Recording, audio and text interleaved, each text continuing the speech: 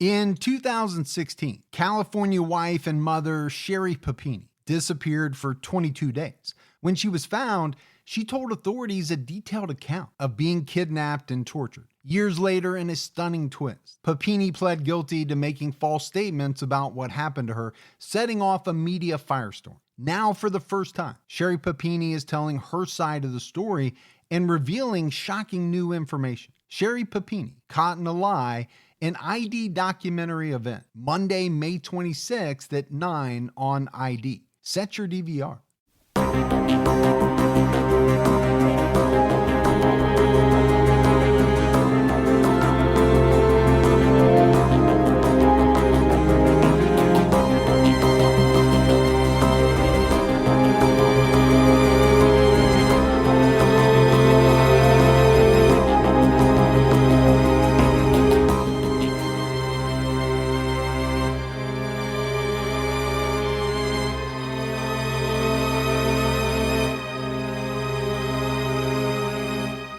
Hello, everyone, and welcome to episode 78 of the True Crime All the Time podcast. I'm Mike Ferguson, and with me, as always, is my partner in true crime, Mike Gibson. Gibby, how are you today, man?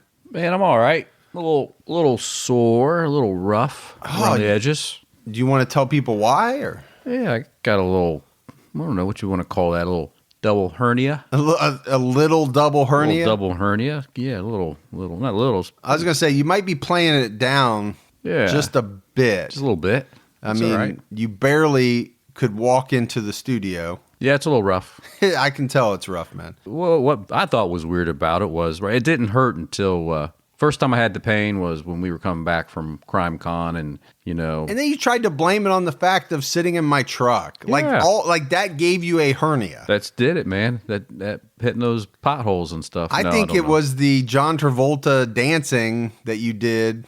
Could have been at Crime Con. Maybe I shouldn't have did those splits. I know. I think that's what it was. I know. My pants said I shouldn't have done I think them. you ripped something. Yeah, more than the pants. Yeah, clearly. What a visual. But they, I meet with the doctor, and she's like, she looks previous scans and stuff. She's like, yeah, you've had it since 2010. It just finally you tore it enough that now it hurts. I'm like, one, how do you not tell me this from 2010? Yeah, could you that might be good information to know 8 years ago. Absolutely. I'm like, you know what? Maybe I shouldn't be doing those dance moves. Exactly. Yeah. But like we always say, we try to get the episodes out no matter what. No matter what. And we didn't have much choice, right? Because we are working kind of from behind because of Crime Con. We're digging out. We were ahead. Yeah. And Crime Con kind of took that away from us. But Gibby powers through. We're like the Postal Service. We come through. That's right. Rain. I deliver. Or shine. I deliver. I've heard that. Yeah. I heard you used to deliver a lot. I used to deliver a lot. Not wearing your seatbelt in your skinny Larry Bird brown shorts. Yeah. Looking good, man. Brown socks. Nut huggers. Yeah. I could use some of those right now. That's a visual right there. All right.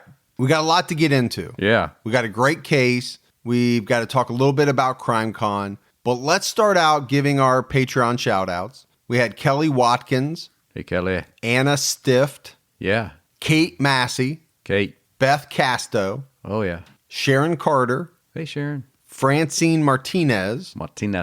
Jennifer Burnham jumped out at our highest level. That's cool. Richard Armstrong went up to our highest level. Really? Yep. I was already a Patreon member. Moving on up. So we appreciate that. Sarah Bell. Sarah, thank you. Stephanie Forrest. Yeah. Tracy Dawes. Jamie DeLoe. Shelby Trotz. Ellen Haynes Chaponis. I don't know. She's upon us. She's a Chaponis? She's upon us. She's right there. I don't know. She jumped out at her highest level. I really feel bad if I messed up her name, but that's not one that I can say with certainty that I nailed. Yeah. Hence the reason why we said it 15 different ways. Exactly. We had Sue Kelly jumped out at our highest level. There's my dual name. Sue Kelly? Yeah. You always love it when people have Yeah. 2 first names. Yeah, exactly.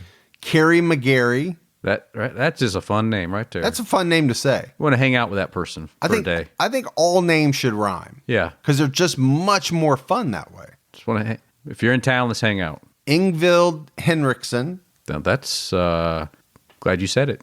Aren't you always? Oh, yeah, absolutely. I can do it. Hey, Bob. Speaking of that, we've made the decision. Or maybe I made the decision. Probably you. I got Gibbs on board with me. Next episode, Gibby is going to read the Patreon shout-outs. And I'm going to make the comments. Sorry in advance for the lengthy Patreon segment.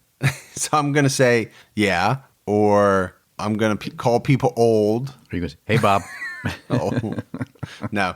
Marlene Simon, Lisa. Just Lisa? Just Lisa. Well, that's great. But that's enough. Glenn Cap. And we know Glenn. We met Glenn at CrimeCon. Love Glenn. Yep. Her and her husband, Dan, drank a beer with us or hung out with us. Yeah, very cool. And then we had Allison Thompson jumped out at our highest level. Yes, there she is. We got to talk about Allison a little bit because we met her at CrimeCon. She's trouble, man. She's something. Yeah. She was there with her friend Paula. Oh, double trouble. Allison not only bought me wings and beer. Yes, she did. When we had the meetup, and we'll talk about it in a minute. When we had the CrimeCon meetup where we sat around with everybody and talked. Yeah. Allison goes to the bar, gets like, I don't know, Gibbs, 5, 6, 7, 8 buckets of beer. Well, let's not go crazy now. 4 or 5 buckets, yeah. Well, 4, 5, 6, 7. I don't know how many. Making it sound like we're a bunch of alcoholics there. No, but it was a lot of beer, and you know as well as I, nothing was cheap at the Gaylord Opry. No, and she just jumped right in front and decided to take the tab. You know, I tried to stop her. So a huge shout out to Allison because that was awesome. Not only is she a great listener, but she really kind of stepped up not only for me and you, but for all the people there. And said, hey, there's no waitress. I'll go get the beer. And she was really a lot of fun. That was cool. Yeah, they were great. And if we go back into the vault, Gibbs, this week we selected Belky Garrido. Hey, Belky. Longtime listener. Social media. One of my favorite names. Love the name. Yeah, Belky. That is such a cool name. So we appreciate the long-term support. We appreciate all the new support. We loved meeting everybody at CrimeCon. Oh, man. Met so many great people. And repeats, right? So saw a lot of repeats. Yeah. So Kristen and her husband, who were kind of like our first people that we really hung out with in Indianapolis last year. Our first meetup. Yeah, they were there again. We hung out with them. They're great. We had the couple from Utah that came last year, that came this year again. I think last year they were on their honeymoon. Not honeymoon, anniversary. Yeah. Anniversary. Yep. That was awesome. I mean, got to meet, some new listeners. Got to meet Kara. I mean, Kara was awesome. Kara was very cool. She was cool. Nancy Ann from Tennessee and her husband. Oh my gosh, she's hilarious. She's a podcast herself. I can't wait for Nancy Ann, if you're listening, which you should be, leave us a voicemail. I want people around the world to hear your accent. Yeah. I literally, Gibbs, could have sat and listened to it all day. Absolutely. To get to talk to people and learn their stories and that, of that was awesome. And I feel bad because I'm leaving a lot, and I don't want to leave out Milena Slater, who did a lot of work in making sure that the meetup got set. She came all the way from Canada with her mom. She did amazing job for us. We took her out to dinner just for her help and her work. Yeah, little Cinco de Mayo. Little Cinco de Mayo. Yeah. And then Annie Fertner. Yeah, Annie Fertner was our very first Patreon supporter. Old Annie. Old Annie. she's actually really young. She's not old at all, but Gibbs calls everybody old. Yeah. Such a treat to meet her and her husband. Yeah. Because I had seen her picture for a year and a half. Yeah. Like I said, when she pledged Patreon, we had just started the podcast. It said 0. She was our very first contributor. Right. And to still be with us today and then to come out to CrimeCon and want to meet us, I just thought it was awesome. Yeah.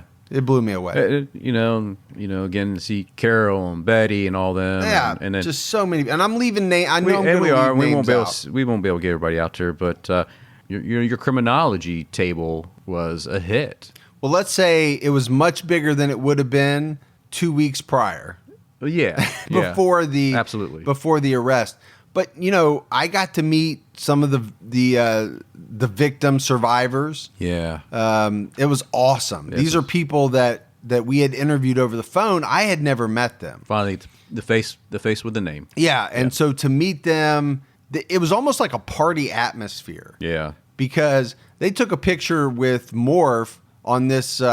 He had made up this big sign where they're flipping off the old composite kind of old spooky drawing of the East Area Rapist. Right. It just shows you the perseverance and it's almost glee that they've lived with this for so long. Yep.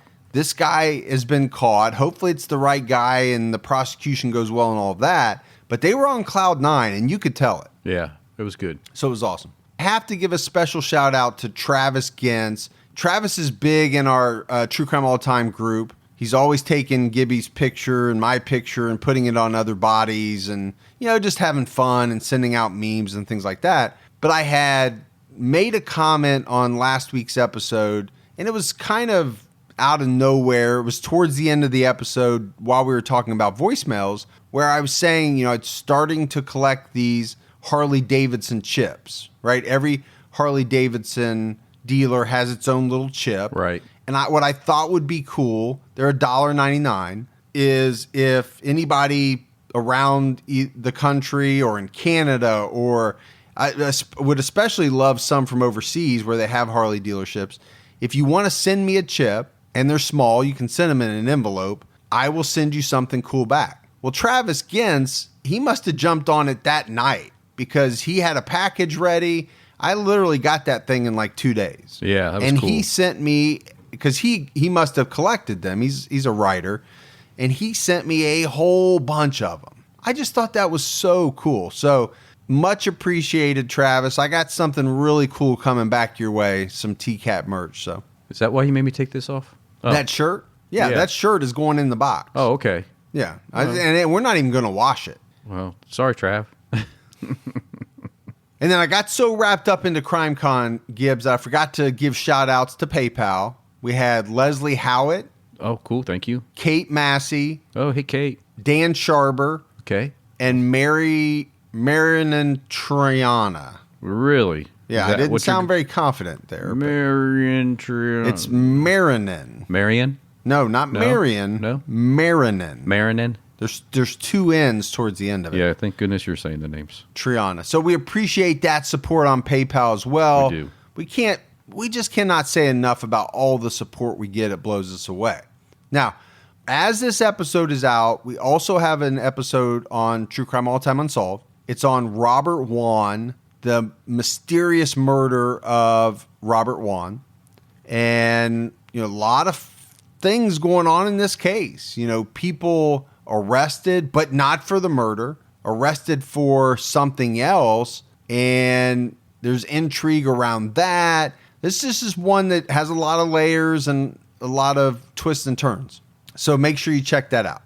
All right, let's get into the Briley Brothers. When I started researching this case, Gibbs, I did not know a lot about it. I'll be honest. There are cases that before we even get into it, I feel like I have a really good handle on. This was not one of them. And this is why I thought a lot of people would like this case, because it is a lesser known, probably across the country and across the world. But in Richmond, Virginia, this is one of the cases. It's big. And every city like that has their case, right? Whether it's, this is something that was so shocking, people 10, 20, 30 years later still remember it. They still talk about it. And this occurred back in 1979. And it's three brothers that we're talking about. Now, we did the Carr brothers. That was a brutal episode. Yes, that was terrible. This is in a similar fashion without maybe some of the graphic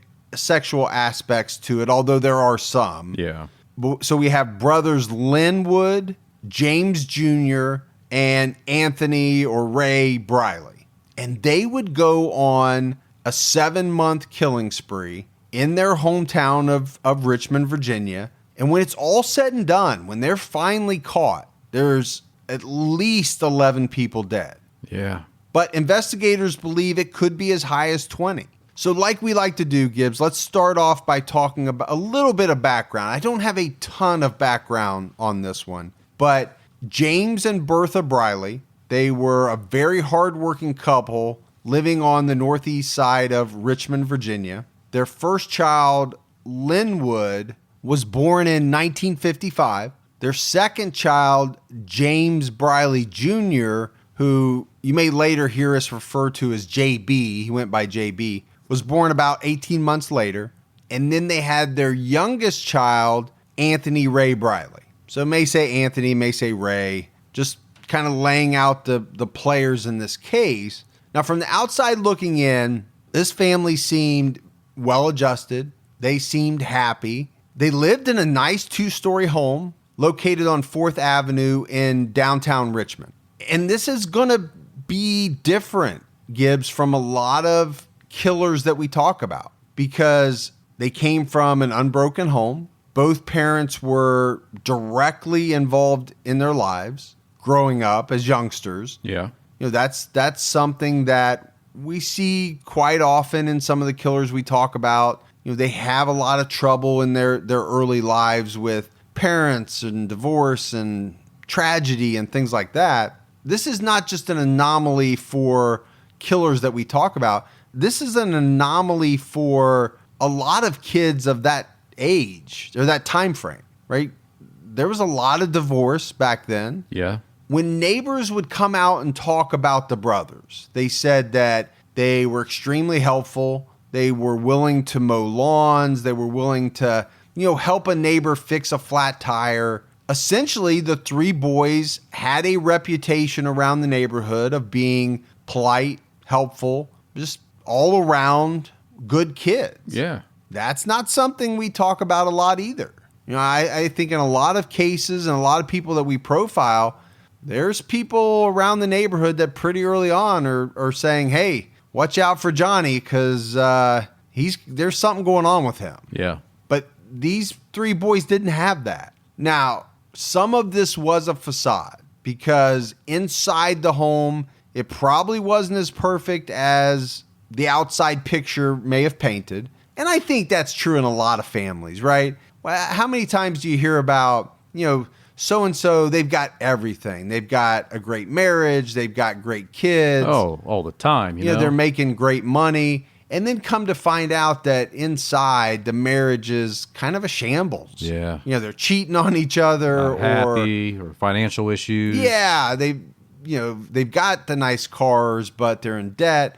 But most of what I'm talking about here centers around the boys. So one thing, they collected the deadliest pets they could find. So we're talking about, Gibbs, boa constrictors, piranhas, tarantulas. These are things that I'd like to stay away from. Yeah, you think? I'm not going out actively and trying to buy some of these things and keep them in my house. Now, I know a lot of people do, and nothing against that. But for me personally, I'm trying to get as far away as possible from anything that can hurt me, take my life, any of those things. But the boys were fascinated by these types of animals, and apparently they took a lot of pleasure in feeding other live animals to these pets. So this was something very big in their lives, and it might be a little bit of a foreshadowing. Maybe just a tad. Maybe a tad. But another thing that should have been some type of red flag is the fact that the boys enjoyed cutting out articles about murders, killings, gang activity. So like a researcher looking up for some information for a podcast? Yeah, except I think they were just cutting them out and hanging them on the wall. Like they're, everybody has those momentum things, when you, what do they call it? Is that like a memento? You said motivational. I'm sorry. Oh, okay, motivation. Motivational board. Like the cat that says hang in there? Hang in there, yeah. Are you equating these two? Well, yeah. So if this is you wanted to get in shape, you'd cut out all these articles about getting in shape. And I got you, yeah. Putting things up on the wall. Maybe a picture of Gibby. Or, okay. Sure. You can go with that. These guys are taking articles of terrible things, and they're putting it up on their wall. I definitely get what you're saying now. Yeah. Yeah. So you wake up every morning, you go read your wall. That's what they're doing. Yeah. There was a mass shootout in front of the Piggly Wiggly where one gang shot 11 people of another gang. You have to admit that is strange coming from kids to be that interested in that level, that type of violence. Yeah. Because it's almost as if they're reveling in the violence that they are seeing being doled out by the press. So we talked about what neighbors thought of the kids, but the opinion of the boys at school was much different. The brothers routinely bullied and harassed classmates, and when they did get in trouble at school, it was almost as if they didn't care. No, they were kind of cocky about it. They were. Yeah. And so if a teacher or a principal tried to hand out punishment, they would essentially laugh in their face. Well, because they didn't fear anybody, really, besides the only person they really feared was their dad. Their dad, yeah, James Sr., and they would come out later and talk about that. They were not afraid of anyone except for their father. But what's so ironic about that, so the kids are afraid of their father, James Sr., he starts to become a little afraid of his sons. Once you let your kids see fear in you, you can't let kids see fear in you. Well, when they get into their teenage years, that's when he starts to sense, right, that something is dark. Something is a little, I don't want to use the word evil. I don't know if he sensed that, but he was a little worried. And it was around this time that the parents split up, and it was said to have been amicable, but Bertha moved away. She moved to another town, leaving James to raise the three boys on his own. But what I found fascinating, going back to this sense of fear that he's starting to have, was that he began sleeping at night with his bedroom door padlocked from the inside. It tells you a lot right there. I think it does. I think he knew deep down there was something just a little bit sinister with the behavior that he was seeing from his sons. Not only the bedroom door lock was not good enough. The little click the button. No. He had to have another hinge with a padlock. Yeah, to make sure. So on July 28th, 1971, Linwood Briley was 16 years old. And again, Linwood is the oldest. He was said to have been the brightest of the brothers. And many have said, very intelligent. But on this date, January 28th, he's home alone when he spots his neighbor, 57-year-old Orline Christian, outside hanging up her laundry. And Linwood goes to his closet and he gets a rifle. And then he sits down at the second floor window of his bedroom. He aimed the rifle out the window at this neighbor, and then he pulled the trigger. And the bullet struck Orline, killing her. So you got to wrap your head around this a little bit. Yeah. This is a 16-year-old kid who essentially, without any provocation that I'm aware of, just bored. Just thought it was a good idea from his second story window to shoot a 57-year-old woman who's trying to hang up her laundry. Yeah. Didn't do anything wrong. Just going about her day. And she's a neighbor. Now, she had recently buried her husband. So he had died. And at first, a lot of people thought that she probably died from a heart attack. And you see that a lot, Gibbs. Yeah, broken hearts. Especially with people that have been buried for a long time. When one of the spouses dies, sometimes it's not that much longer when the other one dies as well. Yeah. They're just so connected. Yeah. You see that time and time again. But this wasn't the case, obviously. We know Linwood shot this woman, but somehow police don't know it. They originally think that she died from a heart attack. Nobody saw the wound, huh? Right. So during the initial review, no one noticed that she had a gunshot wound. It wasn't until the family viewed the body that someone noticed like a dark red stain on her dress. and they questioned authorities about it. And they asked for the body to be examined again. And when it was, they found that a bullet was lodged in her back. So this quickly went from a natural cause type of death to a homicide. So police begin investigating this crime that they now know is a homicide. Detectives are tracing the trajectory of the bullet. You know, you go back to some of the CSIs or Dexter or any of those shows where they're either using dowel rods or, you know, whatever they used back in 1979. Yeah. It wasn't very hard for them to figure out that the only place that this shot could have come from was the Briley home. And they're able to search the home. They discover the rifle that turns out to be the murder weapon. So this was not a huge investigation. It didn't take them long to figure out. Pretty much a slam dunk. Yeah. When they questioned Linwood and they laid out all the evidence in front of him, he confessed. He said, yeah, I did it. I sat in the window. I took my rifle and I shot her. And apparently, Gibbs, he said this to detectives with absolutely no emotion. I heard she had heart problems. She would have died soon anyway. This is a 16-year-old kid. Okay. So he devalued her life based off of that. Based off the fact that he thought she was going to die pretty soon anyway. Yeah. It was okay to do what I did. She was okay to do some target shooting on. It blows me away from a 16-year-old. So Linwood is sentenced to 1 year in a juvenile facility. His brother, James Jr., or like I said, we'll probably call him JB, may go back and forth. He would also get sentenced to serve time in a juvenile facility. And this happened when he was 16 years old, just like his brother. In the next year and a half, he's going to have the same thing happen to him. Now, he didn't shoot a woman out of his bedroom window. What JB did was he was involved in an incident with police in which he pulled a gun and he fired on a police officer. Wow. So these guys are going down a bad path already. Really bad path. And they're 16 years old when a lot of this stuff is happening.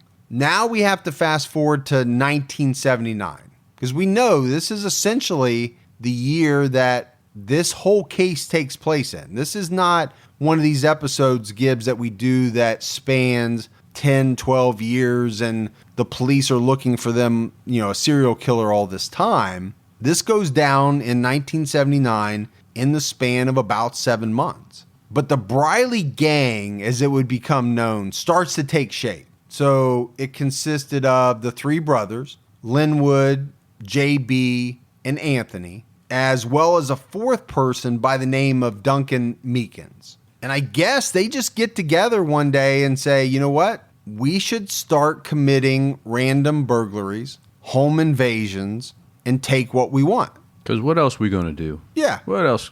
Why go out and get real jobs? How does that conversation start? I've always wondered that. And Linwood is the leader of this gang. There's no doubt about that. But someday they're sitting around, the four of them. Where's the conversation starter? Hey, you know what we should do, Gibbs? We should start robbing homes, whether the people are there or not. If they're there, it'll be a home invasion. Yeah. We'll tie them up. We'll take all their stuff and leave. But that's essentially what happened. But there was an additional component to this master plan that they had because they made the decision that under no circumstances would they leave anyone alive. They were not going to leave a single witness alive that could identify them. So they determined that during their conversation. Yeah, they determined that up front.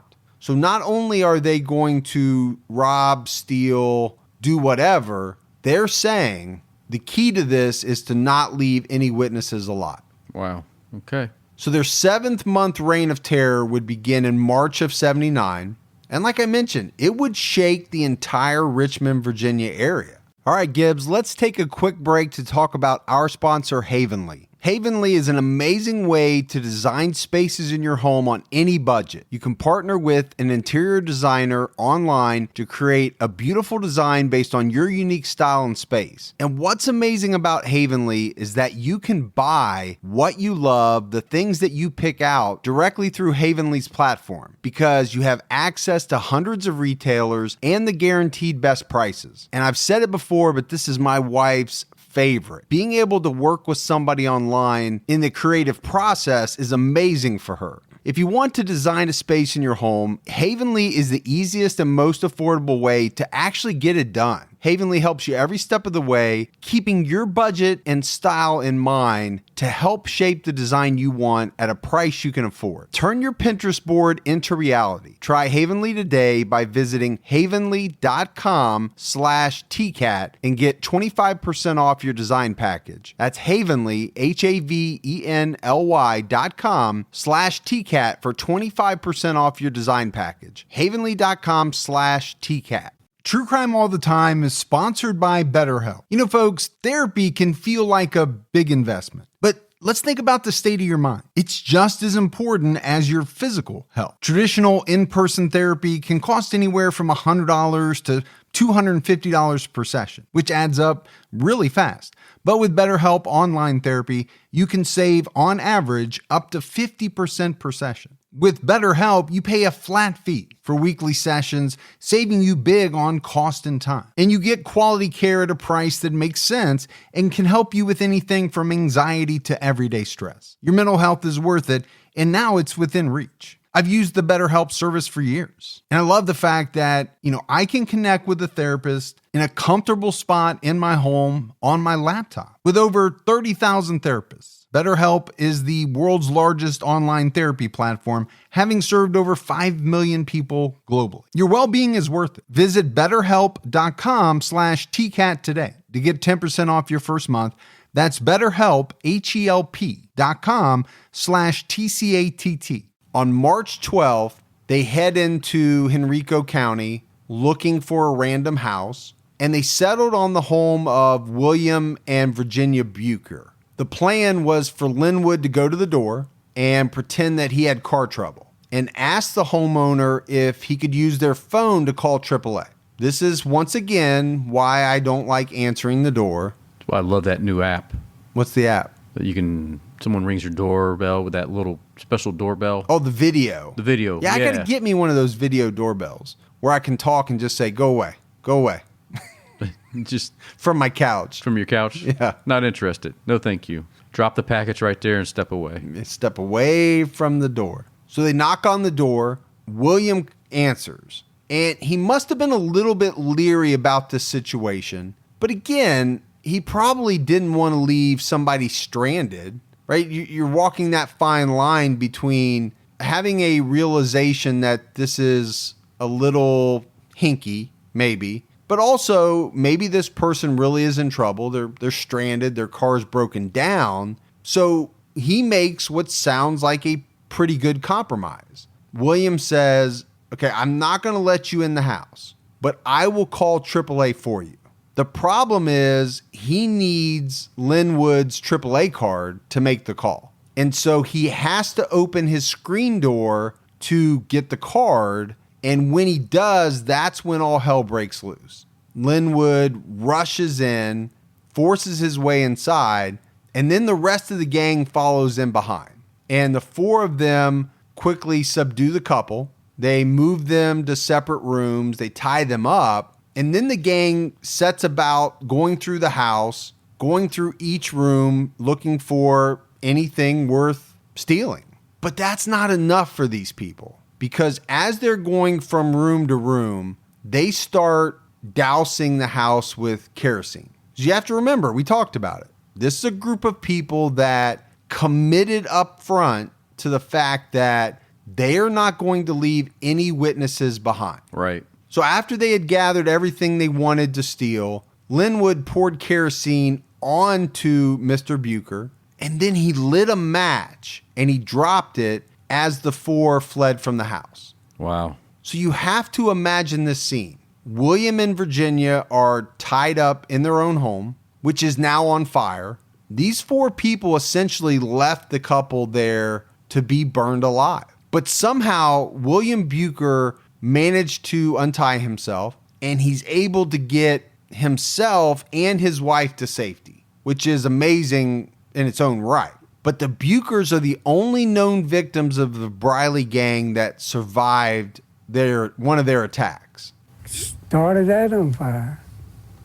The fire over here and the fire there. So they left you to die in here? Yeah, they did, right.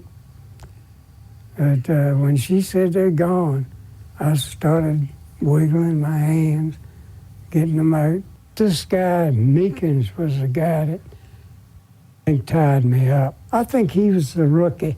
So that was an interview with William years later. He's much older at that point when you're hearing him talk. But at the end, he mentions Meekins. And Meekins is a very central part of this story. But you hear him say that Meekins is the one that tied him up. He could tell that Duncan Meekins was, in his words, a rookie, right? Probably didn't know how to tie somebody up. That's how he was able to free himself. And the gang doesn't wait long to commit their next murder, because it's just March 21st when they invade the home of Michael McDuffie. They force themselves into the home. They assault McDuffie, rob the home, and then they shoot McDuffie, killing him. On April 9th, 1979, Mary Gowan was walking home from a babysitting job. She's spotted by the Briley gang,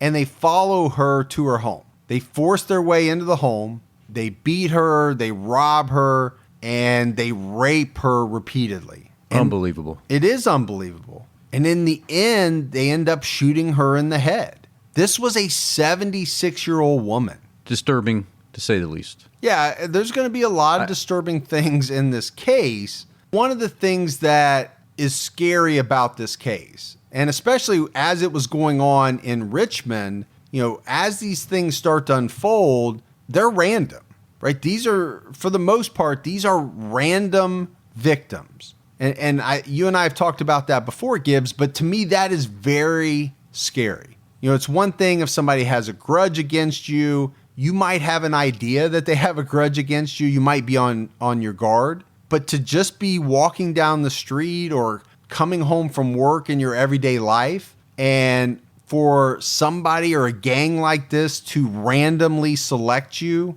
that scares the what out of me. So I mentioned that Mary Gowan was 76 years old. She managed to survive the attack initially, but she fell into a coma the next day, and she died a few weeks later. Now, on July 4th, 17-year-old Christopher Phillips was standing around Linwood Briley's car. The 3 brothers see him, and they get it in their head that Christopher is trying to steal the car. So they grab him, they force him into a field, they beat him, they kick him multiple times. But in the end, it's Linwood that took a cinder block. And you have to paint this picture as disturbing as it is. Linwood is holding a cinder block over his head. Yeah. While this poor kid is on the ground. Right. And he brings it down with all of his might. And he crushes this kid's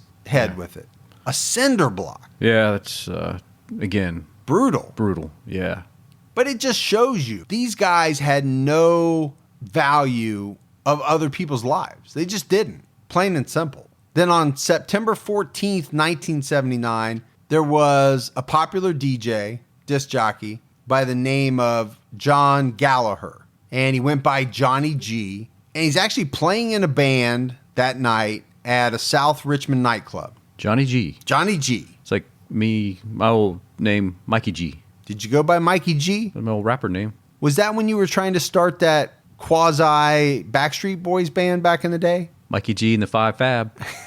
That's before, or was that after that was before my country music stint of Rex West. Is that what you went by? Yeah. I thought you went by Mike Honcho. No, that's the other. That was something else. Sorry. Yeah. I can just imagine you in the Marky Mark role where, your pants are hanging down, you got the boxer briefs. Absolutely, yeah. That's probably the way you played it. My Huskies were hanging low. The Huskies were hanging low. Yeah, yep. You had your tidy whities. Because this was a little bit before that fashion statement. Yeah, that's just all you had back then. You were making your own fashion statement. That's exactly right. Yeah, in the Orange Crush crew. What was he? He was Orange Crush. What was he called? Marky Mark and the Funky Bunch? Is that what it was? Yeah. I thought it was like Orange Crush or something. Marky Mark and the Orange Crush. Is that what you're going with? I don't know. Maybe we ought to get back to the podcast. All right. This is not good. It's good for me because I get a kick out of it. And I think the listeners get a kick out of it too. Yeah. But getting back to Johnny G. So he's playing in this band. He's playing a gig. And he takes a break, goes outside. The Briley gang sees him because essentially they're just out looking for victims. Random victims. And they see Johnny G. They force him into the trunk of his own Lincoln Continental. They drive it out to an old paper mill out by the James River. They pull him out of the trunk, take everything he has of any value, and they shoot him in the head at close range. And a few days later, his body is discovered floating in the James River. So again, no rhyme or reason for this crime. So how are police going to investigate these incidents? There is no connection with these people to the Brileys or Duncan Meekins or anything, right? Random crimes, very hard to solve. And then on September 30th, they target 62-year-old Mary Wilfong. She worked as a private nurse, and they saw her as she was on her way home. And just as she's about to enter her apartment, they grab her, they assault her, and they beat her to death with a baseball bat. And then they burglarize her apartment, taking anything of value. But again, they didn't know Mary Wilfong. This is just a crime of opportunity. They saw her walking alone. Yeah. They followed her to her apartment, and then they seized on what they viewed as an opportunity. But on October 5th of that year, on 4th Avenue, and this is not very far from the Briley home, the brothers bludgeoned and assaulted a woman by the name of Blanche Page. She was 79 years old. They killed her. And then they beat and stabbed to death a boarder that she had by the name of Charles Garner. And investigators would come out later and say that the beating and murder of this Charles Garner was one of the most brutal that they had ever seen, because there was all kinds of weapons used in this attack. They stabbed Garner with knives, scissors. Scissors, man. Scissors.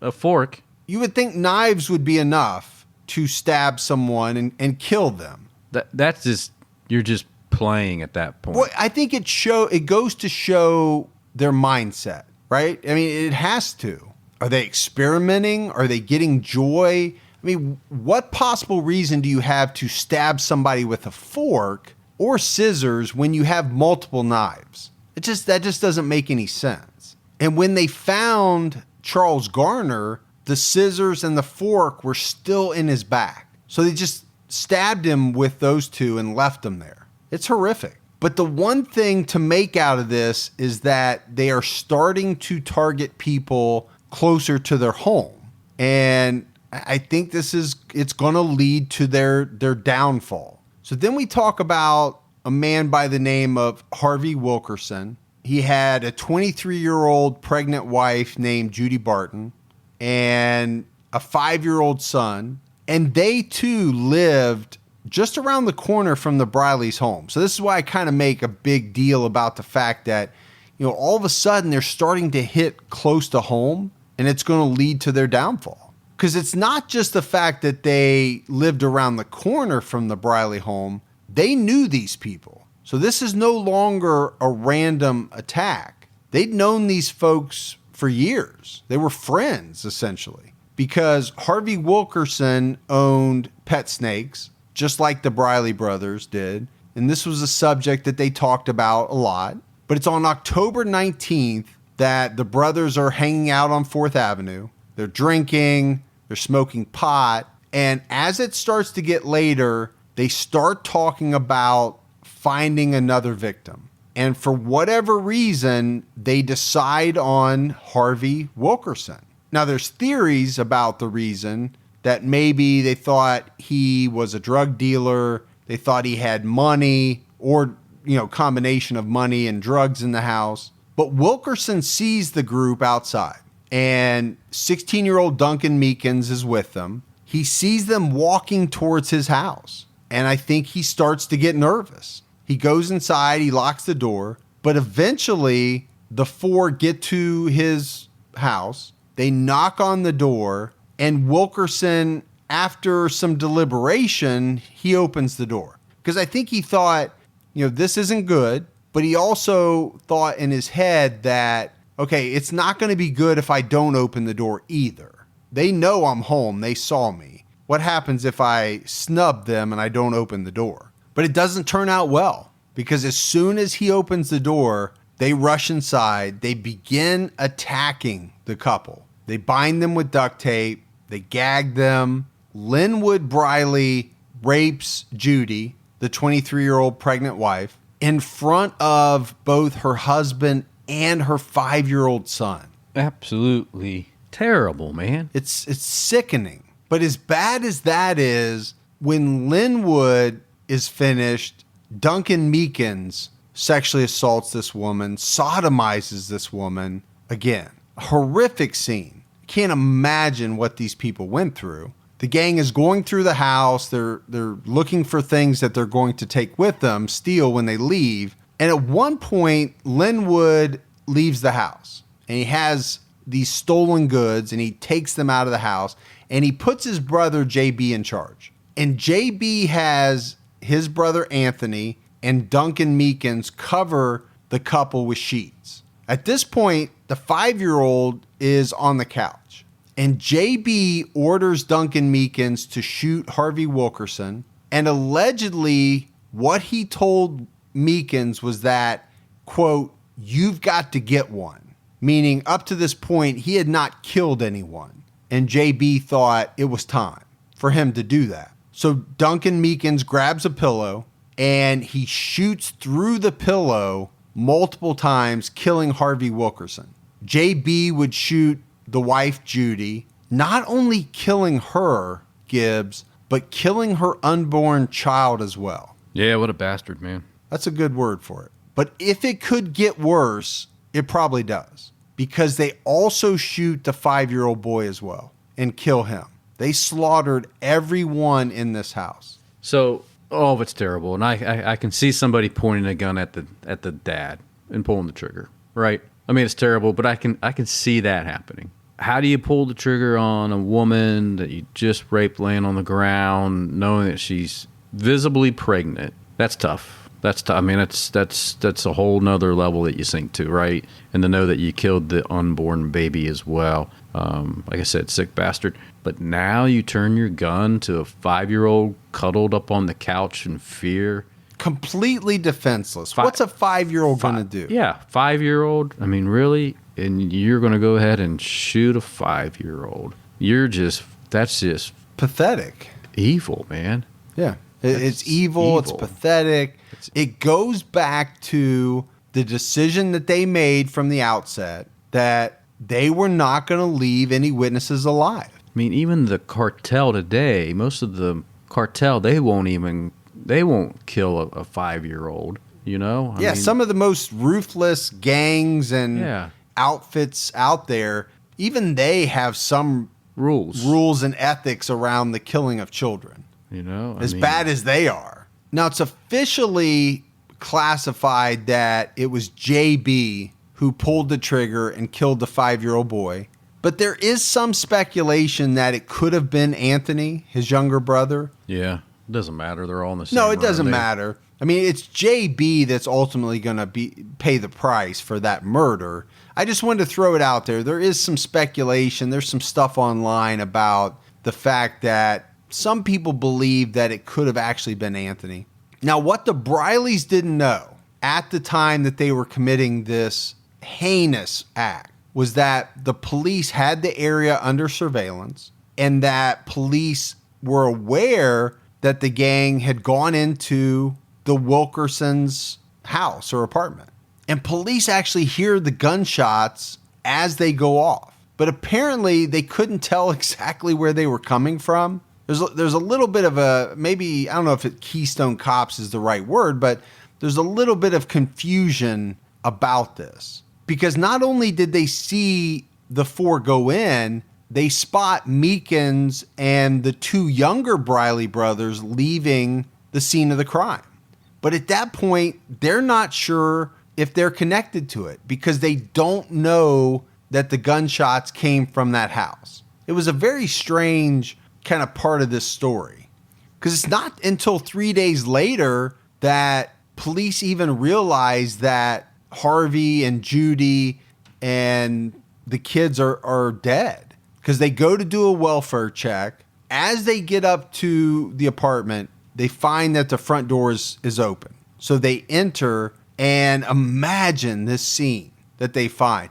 It was said that even the most seasoned police officers were shaken. As an aside, before they left the crime scene, the brothers let all of the pet snakes loose. So not only do you have this kind of macabre murder scene, but you got a bunch of snakes running around as well that you have to deal with. Also left inside were two little Doberman puppies that had to fend for themselves for about 3 days. Luckily, the puppies survived. The reason why I bring it up is because the forensic team can't even get inside to start their work until they can get animal control to come out, get the dogs, and round up all these snakes. So once that's done and they get into the crime scene, they find out that the crime scene is badly compromised. Because you have to realize these two puppies had been running around for 3 days, defecating and peeing all over the house. Yeah. Tracking paw prints. Yeah. Blood and whatever. I guess it really compromised the crime scene, and a lot of the evidence that they were able to collect really wasn't usable. But they had seen the Briley gang leave the crime scene, and they go back to that. Right now they know these people are dead. They know they saw these people leave, and they become the prime suspects in the murders.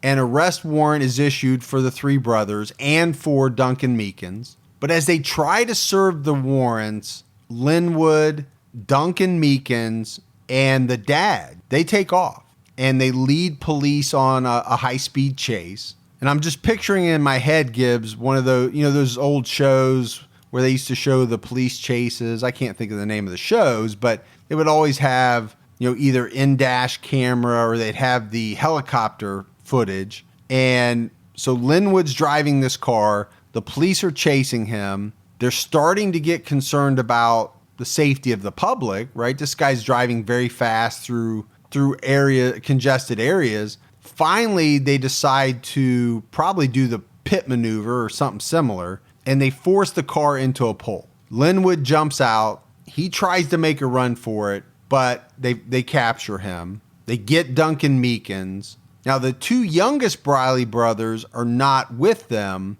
but it turns out that they had already turned themselves into police. But at this point in time, police have really only connected them with these latest murders. And we talked about how bad the evidence was that they collected. They knew the only way, or their best shot probably, at getting a conviction was to get one of them to turn on the others, and that's going to be Duncan Meekins. At the time, this kid's only 16 years old. He didn't have the background of what you would think of as a cold-blooded killer. This kid still lived at home, right? He's only 16. He has his parents. He has a nice home. Apparently, he was a good student. He went to church. And it would be his parents that step forward, and they tell him, you have to be honest. You need to take a plea deal. Now, this plea deal is rough. I mean, it involves a life sentence. But what it does is it gives him the possibility of parole in exchange for him telling everything he knows, talking about all the details of the crimes. And the investigators tell him up front, right? If you keep out of trouble in prison, you're probably looking at around 12 to 15 years. You're 16 years old. So you could essentially get out around 28, 30 years old. So he starts talking, and quickly police realize that this is much more than just the Wilkerson murders. He starts to give details about other unsolved murders that had gone on during this 7-month crime spree. And at the time, it was described as the worst crime spree that had ever hit Richmond. It was a big deal. But what's so important about Duncan Meekins is that prior to him talking, police had never connected all of these other acts with the Briley gang. They thought they were one-off crimes. And it's really Duncan that is able to cement things and put them all together. And it really doesn't surprise me, Gibbs, that they couldn't connect them. We talked about this up front. These were random victims. They happened in different areas of the city. The races, the ages, the sex of the victims, all of it seemed to be random. The only thing that really connects all of the crimes is how brutal and vicious they were. So they have Duncan Meekins, and they start interrogating the Briley brothers. And that didn't go very well. Much like they did back in their school days, they were defiant against authority. They were arrogant. When they were questioning Linwood about the murder of Johnny G, it was said that he essentially mocked them, saying that they would never be able to convict him because they had no evidence linking him to the crime. And at one point, the investigators brought in a retired detective, a good interrogator, to talk to Linwood Briley.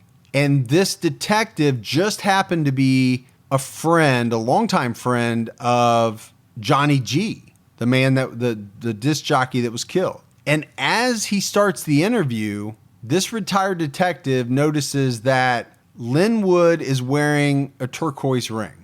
And the detective knows that this ring belonged to Johnny G because he had actually been with him when he bought it. So how dumb is that? You're sitting there, mocking investigators, saying, you'll never connect me with this. But for some reason, you thought it was a good idea to wear a ring that you took from the victim? Idiot. And this is the smart one. Yeah, well. Out of all the brothers, Linwood was said to have been very, very intelligent. Still a dumbass to me. Well, yeah.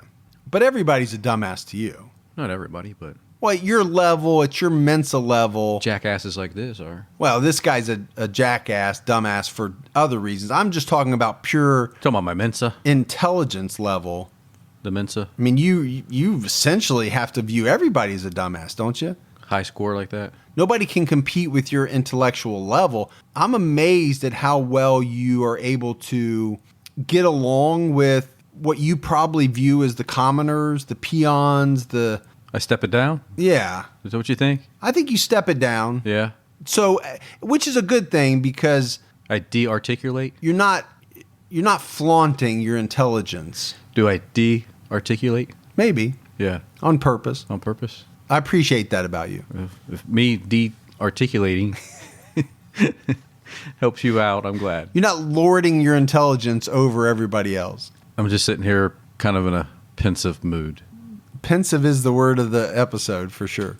Even the smallest step forward can make a big difference in your financial future. When you open a Chime checking account, you're one step closer to a better financial future with no maintenance fees, fee-free overdraft up to $200, or getting paid up to 2 days early with direct deposit.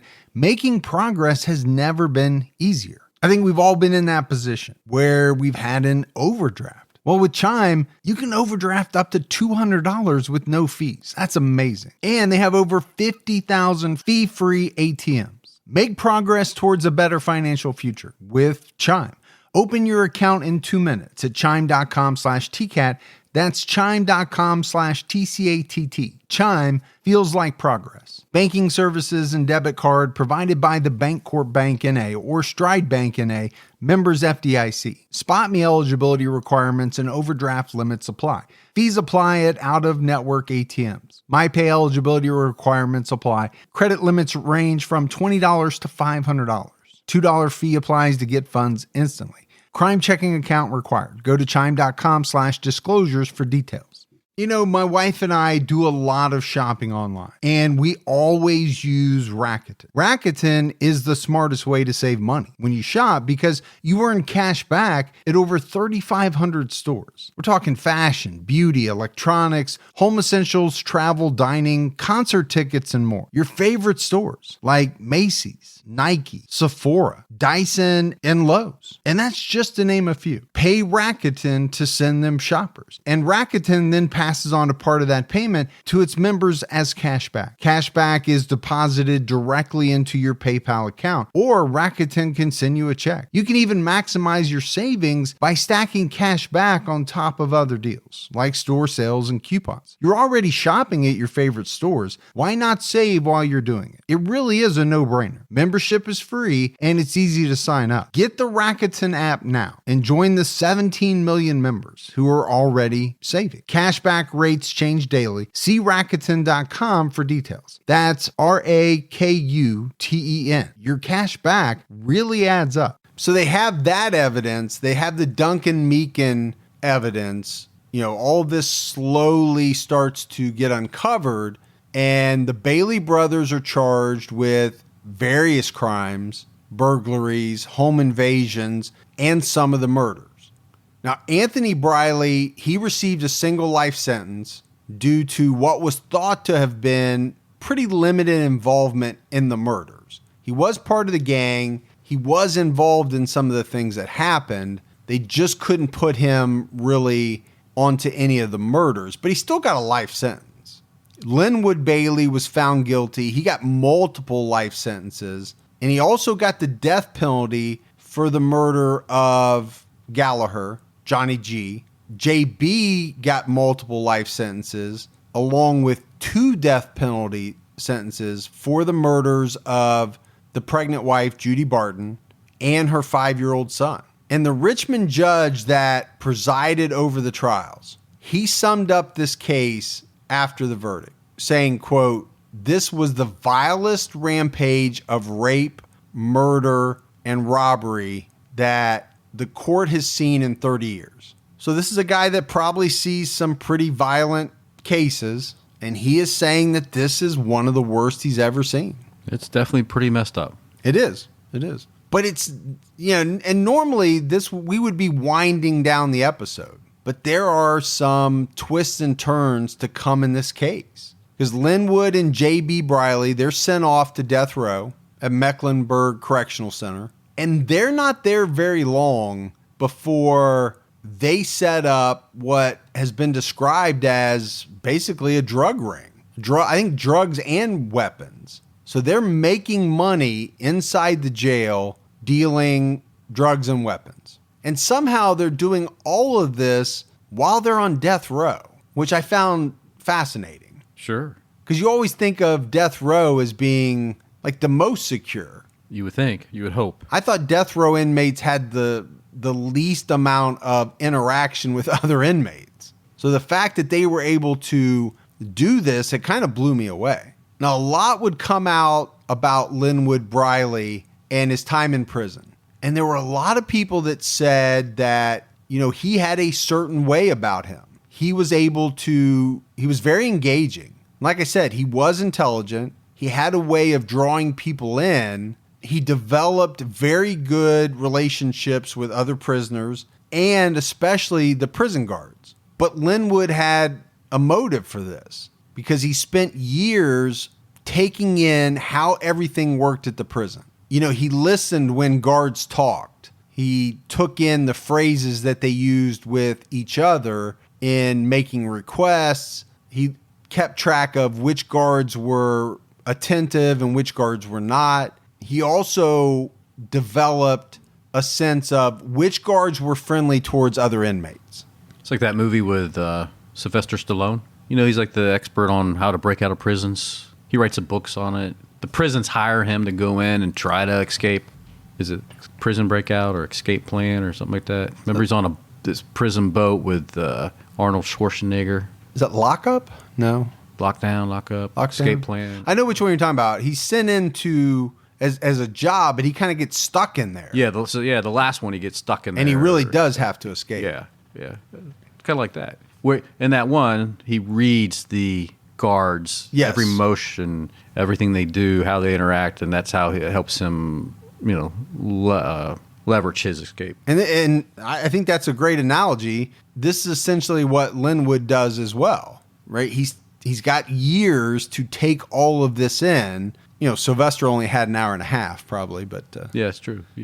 Movie times move fast. You got to compress it in movie time. Yeah. But it's on May 31st, 1984, that Linwood is able to get a guard to keep the door of the control room open, just long enough for another inmate to rush in and unlock all the doors on death row to all the cells. So this would have been horrifying, you would think, to staff. All of a sudden, all the death row inmates are out. And there's enough of them, Gibbs, to overpower 14 guards that are assigned to that block. They order the guards to strip. They take their uniforms, put them on. So this is Linwood, JB, and 4 other inmates. The plan was that there was a lot more involved, but a bunch of them chickened out. So what is left is 6 inmates to carry this out. And they do. So now they're dressed in guard uniforms. And what came out later was that as this was all taking place, the Brileys were talking about killing the officers. It wasn't enough for them to get away. They wanted to kill the officers that they had taken hostage. And apparently they doused some of the guards with lighter fluid, and they were going to light them on fire. Another death row inmate by the name of Willie Lloyd Turner, he actually steps in and he says, no, you're not going to do that. And then another death row inmate, this guy was actually a cop killer. His name was Wilbert Evans. He stopped Linwood from raping a female nurse at the prison because she had been taken hostage while she was on her way delivering medications to different cells. So I just found that unbelievable. Here are some ruthless guys in their own right on death row, one for killing a cop. They are saying to Linwood and JB, hey, man, what you're doing is wrong, and we're not going to let you do it. So this is kind of jacked up, right? I mean, here's these guys that did these insanely terrible things to get to where they're at now. And now all of a sudden they're going to be the prison police and kind of tell these guys they shouldn't be doing what they're doing. I mean, does that make sense? Well, jacked up's a word. Amazing is a word. Because if you think about it, what do these guys have to lose, right? I mean, other than all of a sudden now they have a sense of morality and they know it's wrong and they don't want it to happen. They don't want this young nurse to be raped. They don't want the prison guards to be killed. It's just, I don't know. I don't even know what the word is because they're in there themselves for doing these type of things, right? Killing. And I just found it very fascinating and I wanted to talk about it. But they are able to stop Linwood and JB from killing the guards and raping this woman. And then what happens next is so bizarre, you would probably only see it in a movie, Gibbs, that you couldn't remember. You have some faint recollection of who's in it, no clue of the title, general sense of the direction. That's about it. So you have 6 death row inmates. Each one of these guys is a stone cold killer. They're dressed in the prison guards' riot gear. They get a hold of a stretcher and they have a sheet draped over something that is on the stretcher. So you can't see what it is, but they're yelling to everybody that it's a bomb. And apparently 2 of the guys are using fire extinguishers to hose it off because they're trying to cool it down. Now, it turns out that this bomb is a television set that they had taken from death row, but they're playing it off as a bomb. They get out into the prison yard. They actually get into a van. They're able to load this bomb, and I'm using my air quotes, into the van, and the guards open the gate for them because they think they have a bomb. Now, where in the hell would these guys get a bomb? From, yeah. So you have Linwood and J.B. Briley. You have a guy by the name of Clanton, Peterson, Tuggle, and a guy that was also from Richmond by the name of Willie Leroy Jones. And they're free. They are on the run, driving in this van. 6 murderers headed towards North Carolina. They got $758 in cash that they stole from the guards. They took a lot of clothes and apparently hundreds of joints. Hundreds. It was said they had hundreds of joints. Okay. There's just joints everywhere up in this place. Just rolling them left and right? Now, 2 of the people, Peterson and Clanton, they're captured pretty quickly, just across the North Carolina border. And I guess they weren't too worried about getting away too quickly because they're sitting inside a coin-operated laundromat, sipping wine that they had bought from the liquor store. The problem is they didn't change their prison-issue shoes, and that gave them away pretty quickly. Idiots. And the police are called and they come get them. So the original plan was to drive to Canada, but when they got to Philadelphia, they split up. The Briley brothers split from the other 2, Tuggle and Leroy Jones, because the Briley brothers had an uncle that had made arrangements for them, set up a place for them to stay in Philadelphia. So Tuggle and Willie Leroy Jones, they make it to Vermont.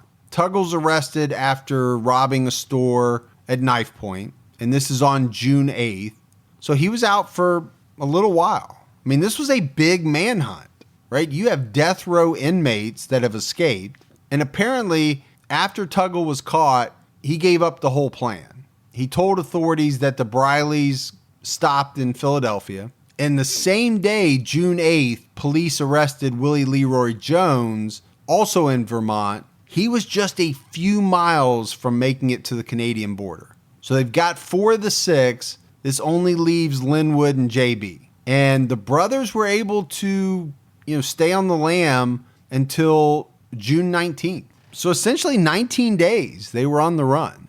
But police got information from a wiretap that had been placed on their uncle's phone, and that led them to where they were staying. Convicted murderers James Briley and his brother Linwood had been on the run for nearly 3 weeks. FBI agents arrested the Brileys outside this North Philadelphia auto customizing shop. The Brileys' uncle, Johnny Lee Counsel, he'll be charged with harboring fugitives.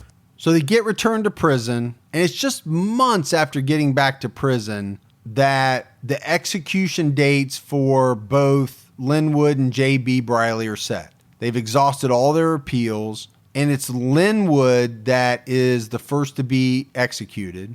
And there's a lot of versions of how this went down. So depending on which one is correct, he either walked to the electric chair on his own, or they had to sedate him and actually drag him to the chair. I like the second one better. But I mentioned that he had exhausted all of his appeals. His case had been heard by around 40 different judges since back in 1979. That's a lot of people to examine his case. It's a lot of people, man. But I like that because they were sure that he did it, right? Oh, yeah. I don't think there's any doubt with that many people looking at the case. And it was actually the Supreme Court rejected his final appeal on October 11th, 1984. And just the very next night, he died in the electric chair. And his execution was just the second one to take place in Virginia since the reinstatement of the death penalty in 1976. And we don't always get last meal information, but we like it when we do. He didn't want some fancy last meal. He actually requested that he be given exactly what the other inmates were eating that day. But prison officials didn't honor this request. They actually gave him steak instead of the fried chicken that was being served to everybody else. The order of the Circuit Court of the City of Richmond has been carried out. Linwood Briley was placed in the execution chamber at 11 o'clock. Then you get to JB. And JB had kind of always followed in Linwood's path. And this is just another instance of him doing that because he's electrocuted in the same chair that his brother died in on April 18th, 1985. I didn't commit any murders. I was not out robbing people. I was not this animal that the press had made me out to be. Most hardcore criminals never admit that they actually did it. It was always they've been framed, or they don't have the evidence, or you didn't prove it. So I wanted to play that. It was a clip of James talking about how he didn't do it. And maybe we hear that a lot, right? How many people actually say, yeah, I did it. Yeah, exactly. But I did want to talk about something that happened before James was executed.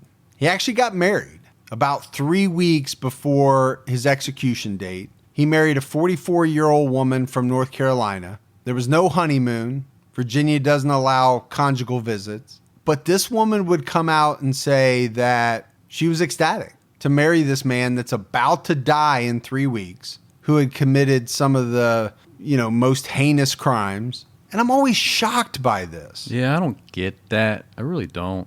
Now, we've talked about people that marry individuals that have like life sentences, and the thought is, they know where this person's going to be. They're going to be showered with letters and affection and all of this. This guy's set to be killed in 3 weeks. And she would go on to say, we got to touch through the bars. They even got to kiss a couple times. It was about a 10-minute ceremony that occurred within view of the electric chair. Oh, that's wow. Okay. So ultra romantic. She wore a white linen suit. He wore fresh prison denims. Fresh.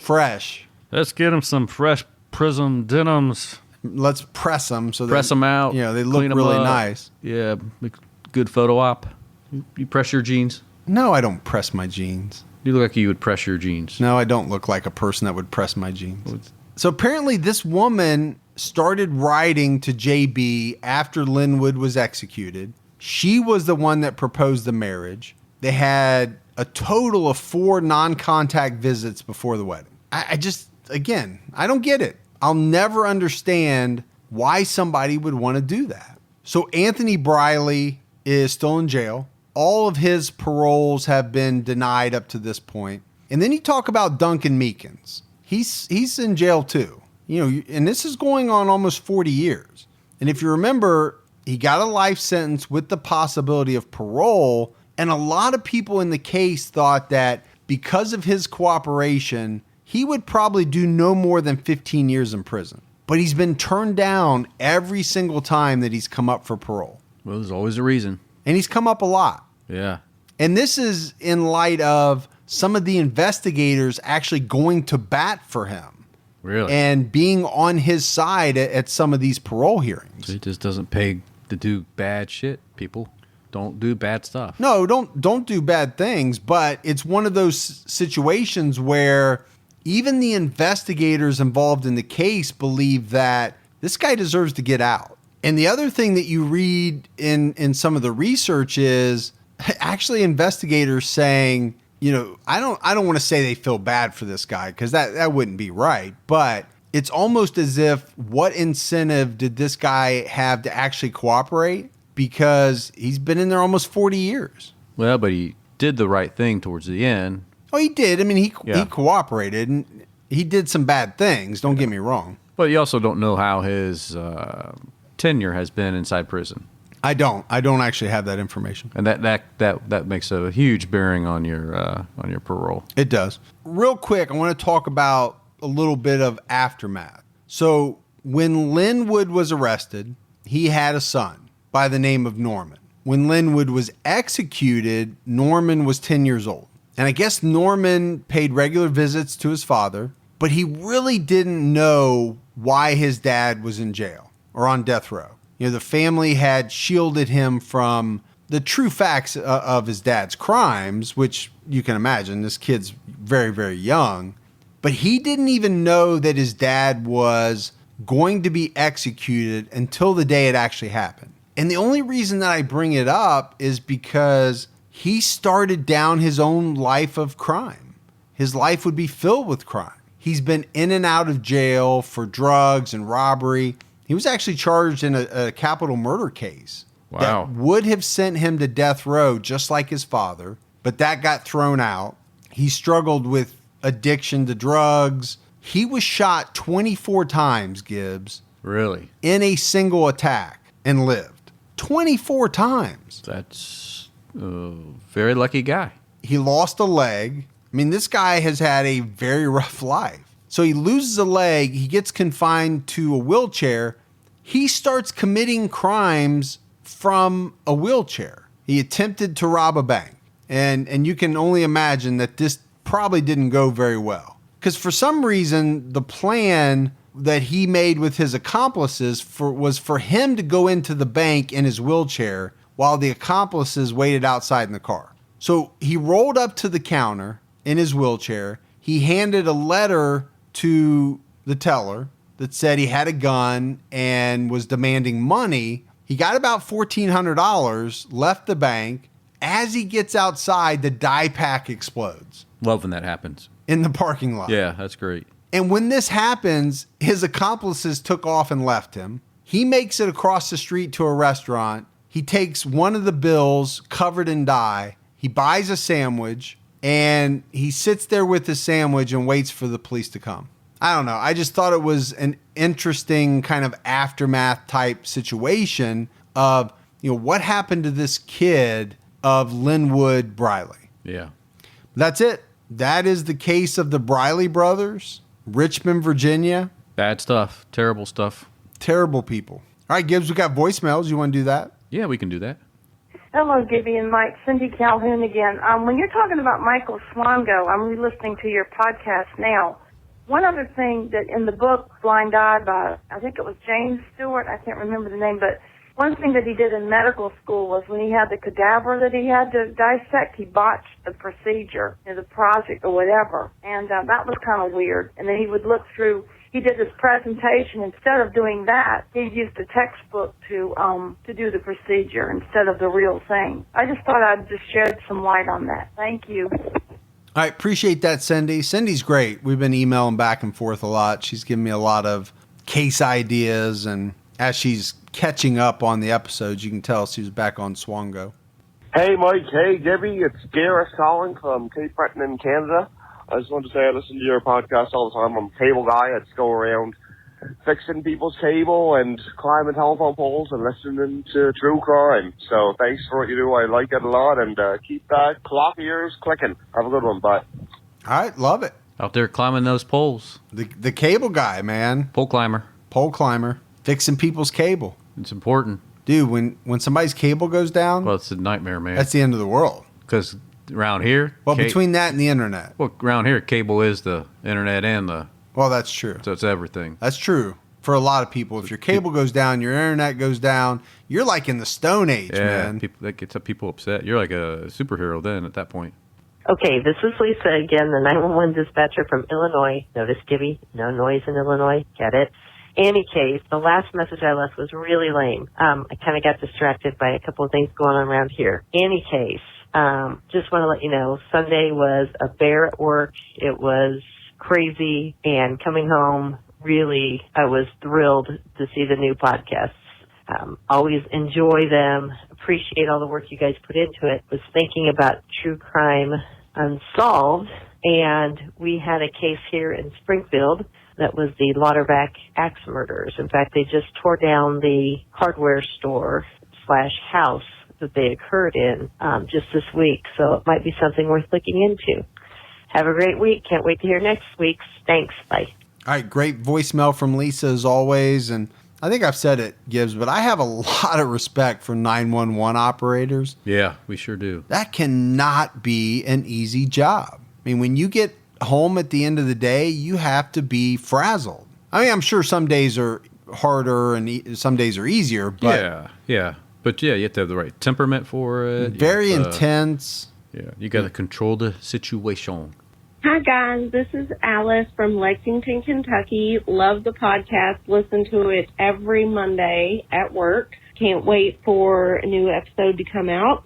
I wanted to let you know that I recently read a really interesting book called Fear Came to Town. It's about the Santa Claus, Georgia murders.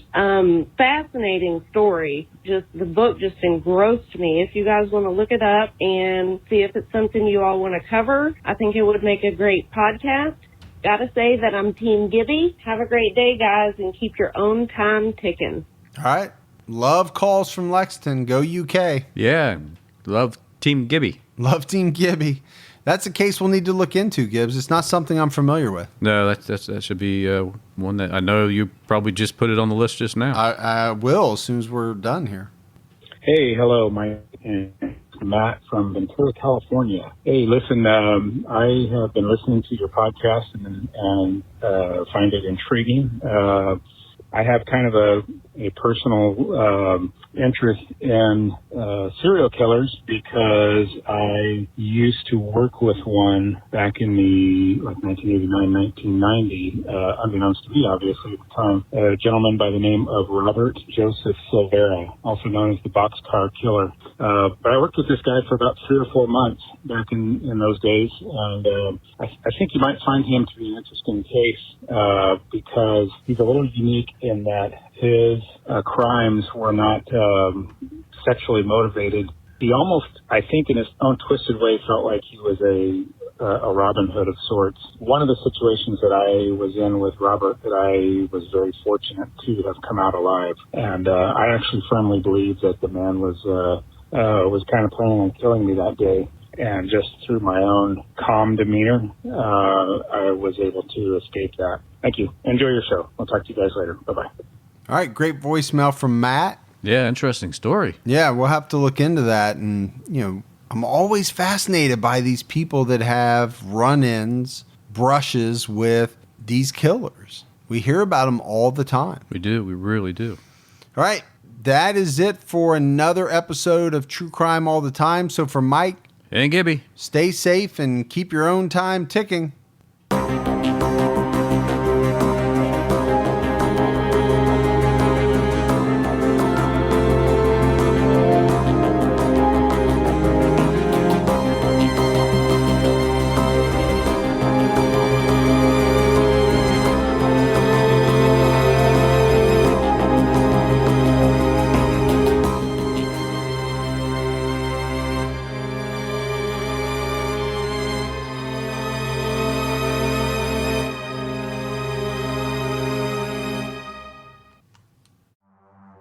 In the early hours of December 4th, 2024, CEO Brian Thompson stepped out onto the streets of Midtown Manhattan. This assailant pulls out a weapon and starts firing at him. We're talking about the CEO of the biggest private health insurance corporation in the world. And the suspect, he has been identified as Luigi Nicholas Mangione, became one of the most divisive figures in modern criminal history. It was targeted, premeditated, and meant to sow terror. I'm Jesse Weber, host of Luigi, produced by Law and Crime and Twist. This is more than a true crime investigation. We explore a uniquely American moment that could change the country forever. He's awoken the people to a true issue. Finally, maybe this would lead rich and powerful people to acknowledge the barbaric nature of our healthcare system. Listen to Law and Crime's Luigi exclusively on Wondery Plus. You can join Wondery Plus in the Wondery app, Spotify, or Apple Podcasts.